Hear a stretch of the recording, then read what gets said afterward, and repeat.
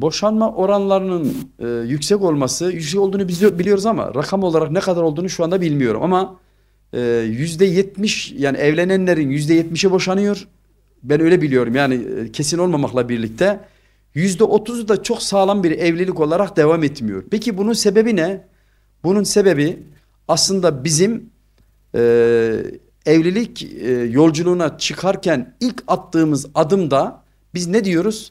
Allah'ın emriyle, peygamberin kavliyle, İmam-ı Azam'ın ya da Şafii ise İmam Şafii'nin içtihadıyla sizin kızınıza talibim diyerek biz yola çıkıyoruz.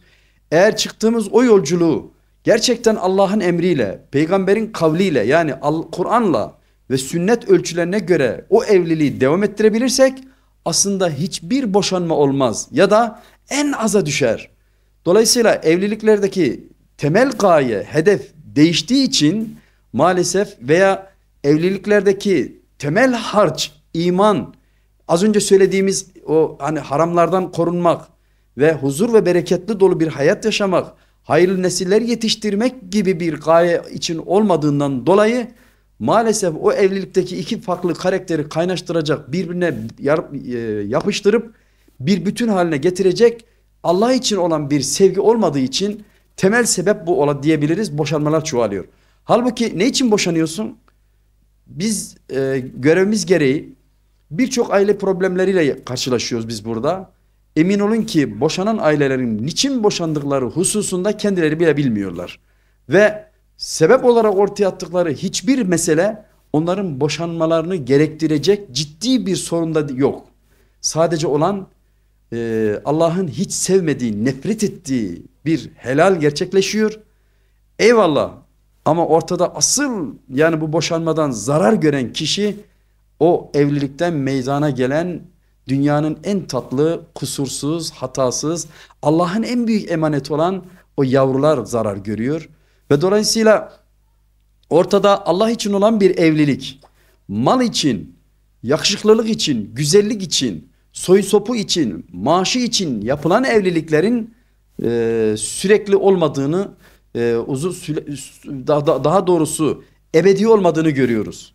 Dolayısıyla Peygamberimiz Aleyhisselatü Vesselam siz diyor evlenirken yani aslında normalde bir insan 4 şey için evlenir. Bir, dini için, dininden dolayı dindar olması değil. Tabii ki dindar olması çok önemli ama dindar olup da ahlaksız olursa ne olacak? Ahlakı güzel olanı.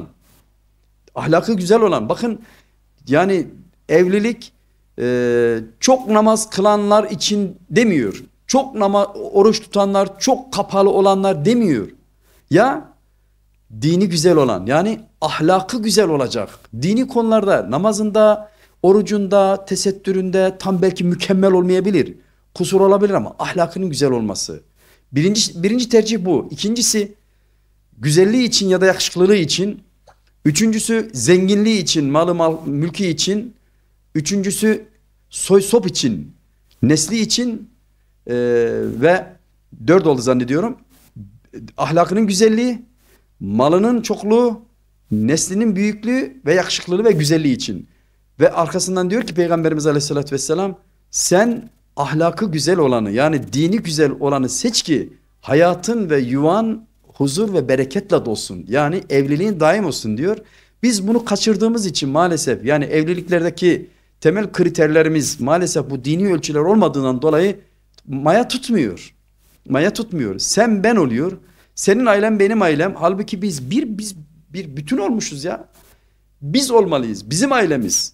Ve annenin babanın etrafın yaptığı hatalardan dolayı biz birbirimizi suçlama gibi bir duruma düşmemeliyiz. Herkesin hatası kendini bağlar. Ya öyle dedi ne yapalım yapacak bir şey yok deyip biz yuvamıza sevgiyle muhabbetle devam etmenin yollarını aramalıyız deyip bu şekilde yollarına devam etmeleri lazım.